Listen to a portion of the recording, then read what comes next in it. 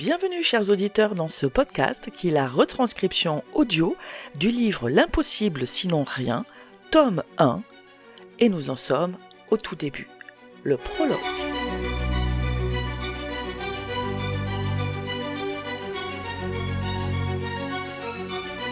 Alors, c'est ici. Je contemple la façade de ce vieux bâtiment situé dans le 6e arrondissement, comme la plupart des grandes maisons d'édition en France. Je les ai toutes faites. Il ne me reste plus que les éditions Larsan. L'une des dernières à porter fièrement son indépendance face aux grands groupes tels que Hachette, Editis, Gallimard et consorts. Aucun rachat, rien que du développement interne. Et quelle évolution depuis la reprise de la maison 15 ans plus tôt par Frédéric Larsan, le fils du fondateur, William Larsan. Je suis en avance, trop. Alors je reste planté là, comme une cruche, à regarder la façade de cette enfilade de bâtiments, tous repris les uns après les autres par cette entreprise en perpétuelle croissance. C'est beau, mais c'est vieux. Je suis sûr qu'ils doivent tous travailler les uns sur les autres et que les parquets grincent atrocement. Arrête. Regarder encore et encore cette plaque dorée accrochée au mur dans cette petite rue ne me fera pas avancer, ne me sauvera pas du crash qui m'attend quand cet entretien sera terminé. Je vais encore avoir droit au même sourire gêné, aux mêmes paroles doucereuses pour me faire passer la pilule. Il ne nous reste plus de place de stagiaires à pourvoir cette année, désolé. Jusqu'au très honnête, écoutez, vous avez près de 40 ans, vous avez de l'expérience que nous ne pouvons pas payer, et la plupart de nos éditeurs ont 10 à 15 ans de moins que vous.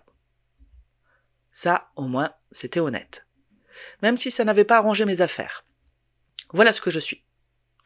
Un crouton en cours de dessèchement qui a tout envoyé paître, sa carrière encore en construction, son compagnon, ses amis, sa famille, pour aller vivre un rêve impossible. Je ne voulais pas devenir actrice ou star de télé-réalité, mais il aurait peut-être mieux valu. Cela aurait peut-être paru moins étrange que de partir sur Paris pour changer totalement de métier à presque 40 piges, comme aimait à me le faire remarquer Olivier. Olivier, mon ex, si parfait sur le papier. Le laisser derrière moi est par contre l'une des meilleures choses que j'ai faites ces derniers temps. J'ai dû batailler pour me faire accepter en master édition à Villetaneuse, la référence dans la profession, qui plus est directement en 2e année. J'ai dû ferrailler comme un beau diable pour me mettre à niveau avec des gamins qui n'avaient encore jamais quitté les bancs de l'université. On a beau dire, les études, ce n'est pas une sinécure. Des heures à subir des cours magistraux, les partiels, le mémoire à préparer, le stage à trouver, si je veux valider mon diplôme. Ce foutu stage que je n'arrive pas à obtenir alors que j'ai déjà frappé à toutes les portes. Toutes sauf une, celle-ci. Et pour une bonne raison. Frédéric Larsan ne prend jamais de stagiaire. Dans le monde de la communication comme de l'édition, une telle position est une lubie ahurissante. Ils sont pourtant ma dernière chance au travers de cet entretien que je dois au fait que Tristan Vibert, le responsable communication des éditions Larsan, devait un service à Douglas, mon professeur de marketing éditorial. Il m'adore bien sûr ce professeur. Il faut bien que mes 15 années de bons et loyaux services à cette fonction me servent un peu, en fin de compte. Dans mon esprit, cette expérience professionnelle était censée être valorisante et valorisée. Une idée bête à faire pleurer. Je ne suis rien. Je n'ai pas fait de cursus littéraire.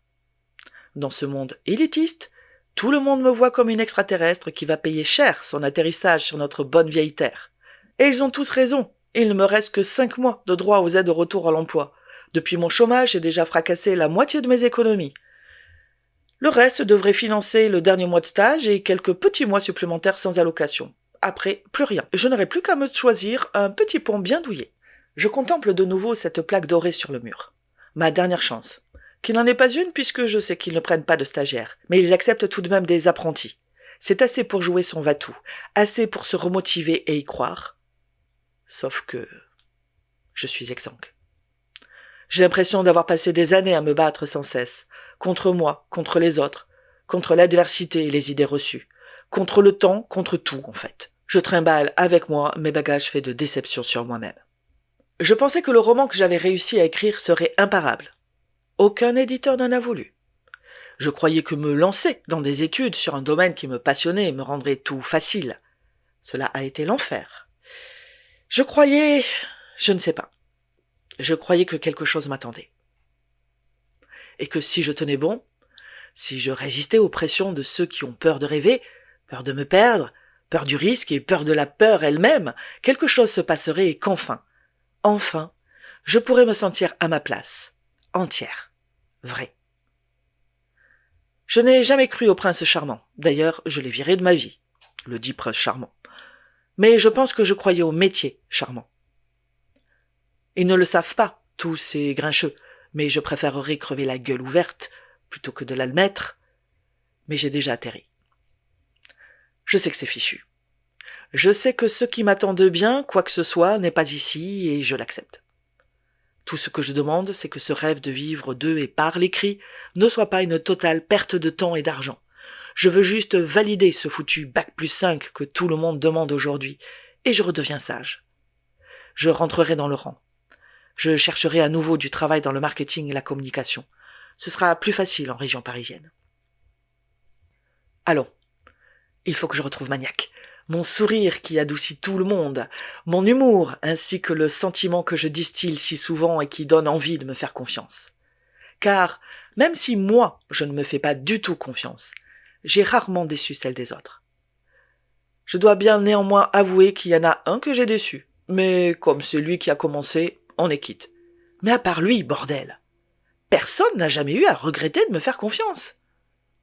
Je dois y arriver, parce que je n'ai pas le choix.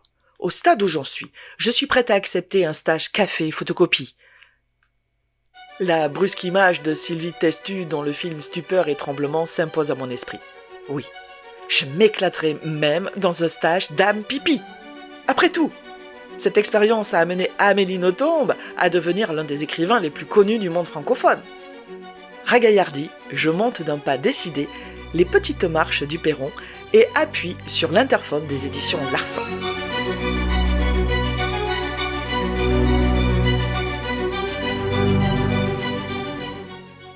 C'est la fin du prologue, mais le premier chapitre vous attend, puisque je vais sortir les deux en même temps, le même jour donc. Par contre, si vous êtes trop impatient et que vous voulez connaître la suite immédiatement, n'hésitez pas à acheter le livre sous format e-book ou broché sur le site d'Amazon, nom d'auteur Mu, nom de la série L'impossible sinon rien, et il s'agit du tome 1, qui s'appelle en fait Best-seller.